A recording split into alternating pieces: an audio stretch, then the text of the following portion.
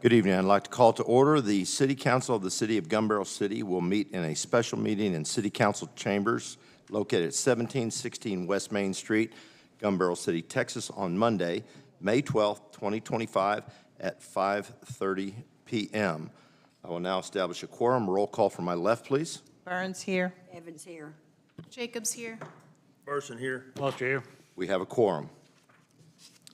Number 3, citizens' communications. Pursuant to Texas Government Code Section 551.007, members of the public may speak on any topic. Comments are limited to 3 minutes, and no action may be taken by the council. Any response from a member of the City Council to non-agenda comments is limited to a statement of specific factual information, a recitation of existing policy, or direction to staff for follow-up. We have a citizen's comment. I'll call Amaris Faith to the podium, please.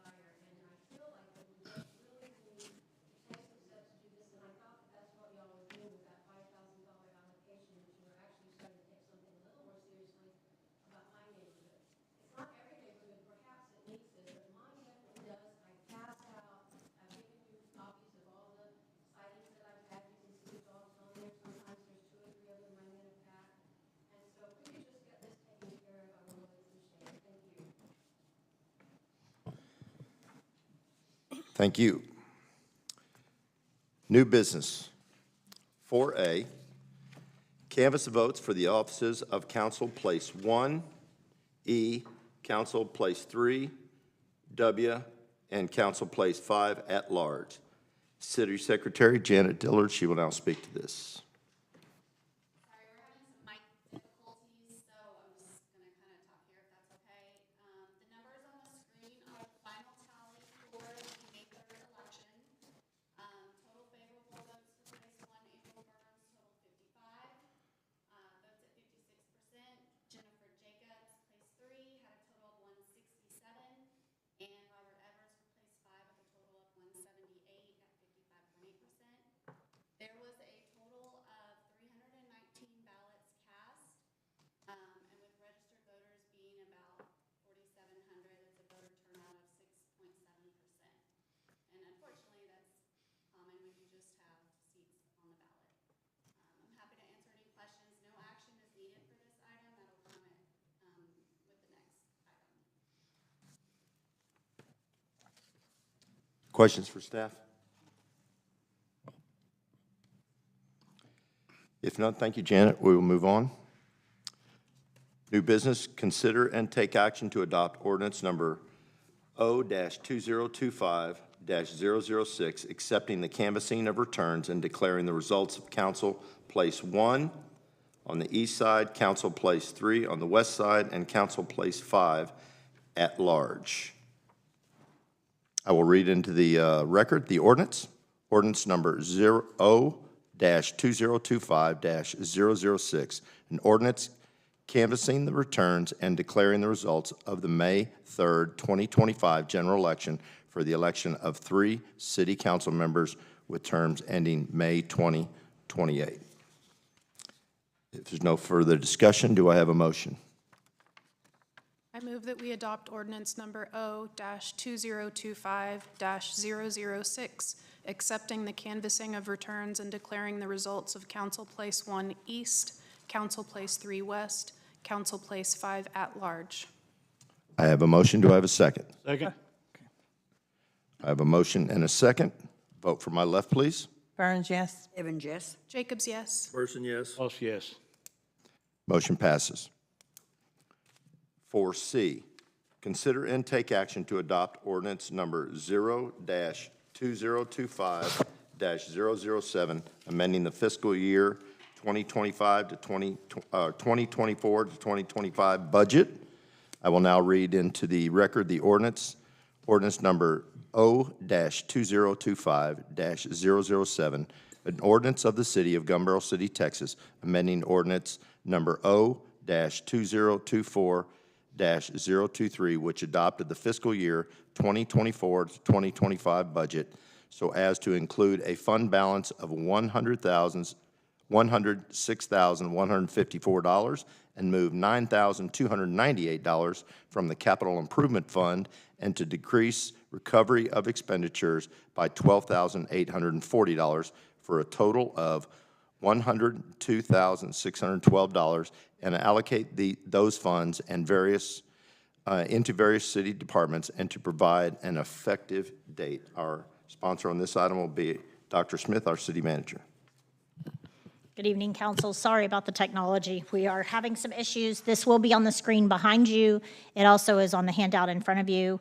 Just as a reminder, at our workshop, the items that council gave consensus to proceed with were the court clerk insurance for $12,687, the workers' comp audit adjustment at $10,000 to fund the salary of the city manager for 3 months and not get that refunded back from the EDC at $12,840, 1 month of community center operations at $9,000, replenish the fire vehicle maintenance to replace what was spent on the overhaul of the truck at $25, Muni Docs, which is $375 per year, and that allows us to have access to past agendas and minutes, to replace the Tamarack warning siren at $35,000, to replace the helipad fence at $10,000, and to add the money to the animal control officer salary to bump her back up to the 40 hours per week,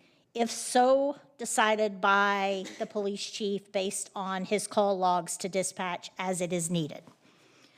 And then what you had in your packet, just to kind of break that out a little bit, because Mickey had to explain it to me and Rita asked a question. It was a great question. It just didn't get sent to everybody. The chart that's in your actual packet and in the ordinance breaks it out just a little different because Mickey has to then take that general list that we talked about in our meeting and break it out by account. And so after spending 20 minutes explaining her chart to me, I know we had at least one other person ask, and this didn't get sent out to everybody. So you can see I just put some little call out buttons.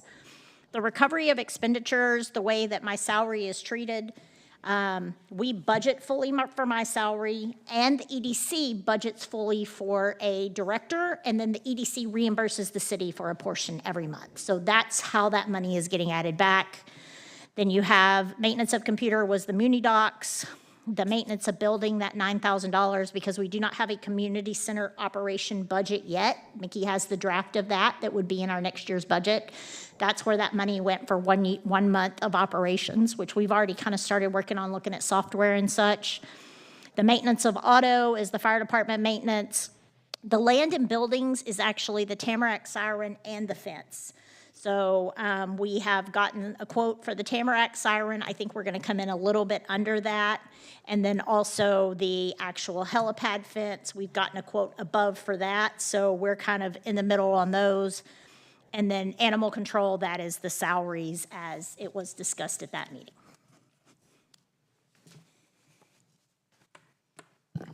I'm happy to answer any questions. Mickey's also here if you have questions. Questions for staff? She just spent a really long time explaining this graph to me, so I put some boxes on it today so I could explain it to y'all. I've got one question. On the salaries, is the 550, if Keith Stevens feels that it's needed, will that take her to 40 hours a week? Yes, it will. 550 will? Yeah, that's the difference in the remainder of the year plus the one-step raise that she would receive, yes. Okay. And again, we agreed with council to keep that conversation going as we work through the next couple of months. Last year, we did not have any overage charges. We pulled up, I think, the last 16 or 18 months, and there were no overages since October of 2023 when we started that contract. But we are keeping an eye on it, and we will keep council abreast if there are any changes in that. Again, we've got to, and I cannot say this enough to the public, you've got to call dispatch when you have a dog complaint. That's how we track dog complaints. Can I ask one other question on the short-term rental permit deal? How are we standing on that? Are we getting close to that 50? We are not close, but we are still getting in applications. We are in the process of working with Avenue now to send out a little more threatening letters. They realized, they did some research they also manage the tax-paying side of hotel motel tax for us, and they realized there were some differences. There were some people that their listings are still active, but they said they don't have a listing anymore on the sales tax side, so now they're helping us fix that as well. But we have a letter ready to go to everybody that says, if you don't get registered, we're going to start issuing citations. That is part of what we can do. We can issue them a citation. So we are getting we got one today. We are steadily getting them in, but we have to start rounding them up. And then also on the other side, they're working on a postcard to send out to everybody in Gun Barrel about the 1-800 number. Do you know how close we are? Do you have a number? I do not know right off the top of my head. I had that number at one of our meetings, but I don't remember right off the top of my head. So the discrepancy with the hotel motel tax that they're tracking, does that mean that we may not have quite as many short-term rentals as they first estimated? No, it means that people realized that we were about to start tracking them, and they said, hey, we're not in business anymore, so we don't owe you any taxes. Gotcha, okay. That's what we believe. But that sent them down a rabbit hole of trying to figure that out as well. So we are getting permits. We're getting them on a pretty consistent basis. We can kind of track who was already in our system. We've gotten some new ones as well. We found some issues in those inspections that, windows aren't the right size or garages have been converted to bedrooms, and all that takes time to get fixed, so. Any further questions? If none, I will ask for a motion. I move that we take action to adopt ordinance number O-2025-007, amending the fiscal year 2024-2025 budget. I have a motion. Do I have a second? Jacobs, second. I have a motion and a second. If no further discussion, vote from my left, please. Burns, yes. Evans, yes. Jacobs, yes. Person, yes? Lost, yes. Motion passes. At this time, we will now adjourn this meeting.